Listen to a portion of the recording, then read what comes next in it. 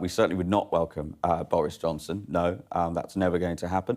And, you know, in terms of the Reform Party, the Reform leadership, look, the reality is we are a group of people who are patriots. We share values. We want secure borders. We want to restore sovereignty. We want mass deportations. We want serious law and order. We need more prisons. We need to send people into prisons. If you share those values, then you're welcome in our party. But, brother, I want to say this. Are you saying Boris Johnson doesn't share those values? Of course not. He threw open our borders. The Boris way, which was millions and millions of non-EU migrants flooding into the country post-Brexit, betraying every single person who voted Brexit, betraying every single person who gave him an 80-seat majority. Frankly, he was one of the worst prime ministers in British history. Few figures divide British politics quite like Boris Johnson.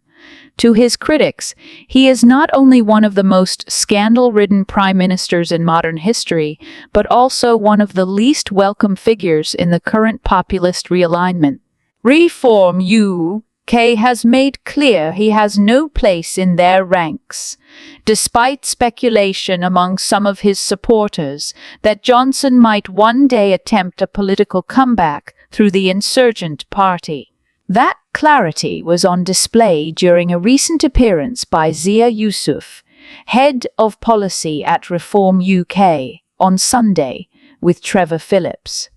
While Yusuf was keen to stress Reform's focus on common-sense immigration and protecting British values, the interview quickly turned sharp when Phillips pressed him on whether the party's deportation agenda would extend even to Afghan women who fled Taliban rule.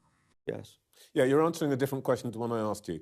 Nigel Farage said that you would deport women back to Afghanistan.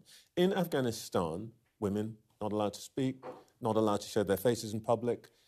Anything that involves stepping out of line means they probably get lashed or worse. Women in Afghanistan could justifiably claim a well-founded fear of persecution, which is the core definition of a refugee. Would you send women back to Afghanistan? Trevor, why on earth? So the reason why anyone who comes to the country illegally must be deported is because I put it to you, why is this government, why were the Tories okay with thousands of military-age men from Afghanistan, unvetted and undocumented? I'm not asking about military-age men, I'm asking about women. Mothers, Trevor, that's why mothers were protesting in Epping, because it is British women who are now being subjected to that very culture that you just laid out, the Afghanistan culture, which now British people are being subjected to. Look, you know, Nigel Farage just spent 3 days telling us that you are the only ones who speak the truth. You are direct, you know, you talk honestly. I'm asking you a simple question. Are you okay sending women to Afghanistan where they will have a well-founded fear of persecution? Don't tell me about everybody else. Tell me about those women. Well, I've answered your question several times because I'm saying anyone who comes to the country illegally will be deported. And by the way, I want to be clear that the best estimates say, this is really important, right? The best estimates suggest there's north of 1 million people in the country illegally, Trevor. Less than 2,000 of those are Afghan women and children. So 0.2% is the focus of your question. The reality is we have to focus on British people. As Nigel said, look, I'll give you a very, very direct answer to that question. Nigel's been very clear. The Prime Minister of the United Kingdom must be responsible for the rights of British citizens, look after British people. He cannot be held accountable for the actions of every despotic regime in the world. The last point I'll make is the British government is going to send 150 million quid of British taxpayers' money to Afghanistan this year alone. Let's start by negotiating. Take back your illegal migrants. Otherwise, you won't get that. I'm understanding that women are going back to Afghanistan. Phillips's challenge was direct. Would Reform, under its hardline immigration stance, really deport women to a country now controlled by the Taliban, a regime notorious for repression, forced marriage, and violent punishments? The question cut to the heart of Reform's central tension, balancing its pitch for strict border control with the humanitarian obligations that come with international asylum law. Yusuf's answer was careful but telling. He insisted that Reform's policies prioritize security and fairness, and that genuine refugees with a credible fear of persecution would be assessed accordingly.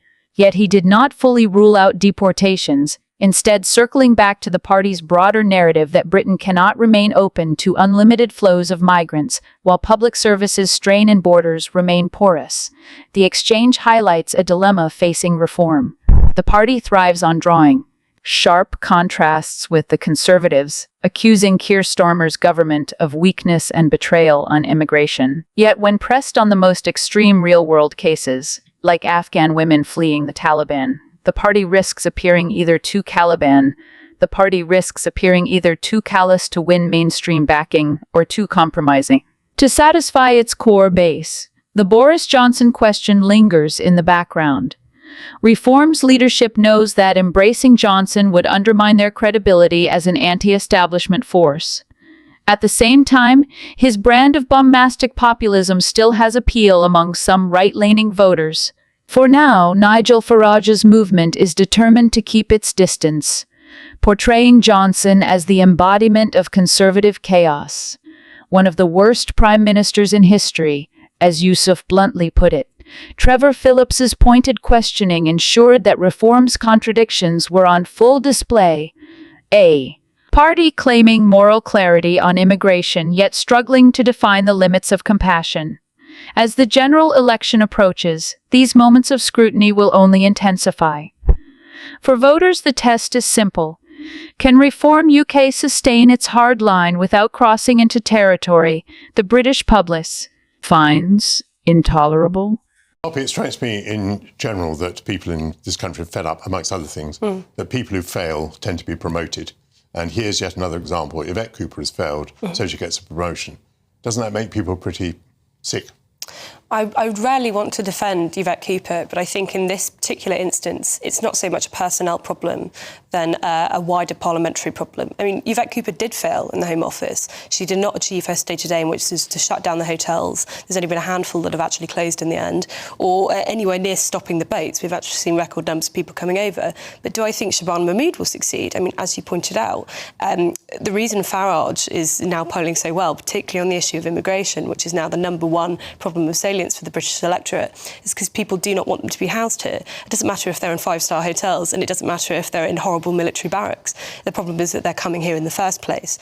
So if there is going to be a bright spot in this movement of people, Shabana Mahmood has been rewarded for genuinely good service as Justice Minister. And she does have one benefit over Yvette Cooper, which is that she's been pretty forthright about leaving the ECHR. And if Starmer does want to get some serious movement done on doing something to do with immigration, leaving the ECHR would be stealing a bit of a policy from Farage and then drawing a line in the sand and saying we're serious. But otherwise, with this reshuffle, and I suppose this comes back to what you said, Matthew, you know, if your whole idea is the Tories were a government of chaos. It was moving deck chairs on the Titanic. Nobody had any expertise. Nobody was across their brief. People who should have been left in the wilderness were being promoted because there was no one else left to actually take the job. It does not exactly fill me with confidence that already we are starting to move people from position to position. Yes. David Lammy, you know, to give him some credit, he worked extraordinarily hard to build up good relationships with the US. He really did. He brought in some very good personnel from the private sector to help him with doing this. I don't think it's a particularly good idea that he then be moved in about a year's time into a new position.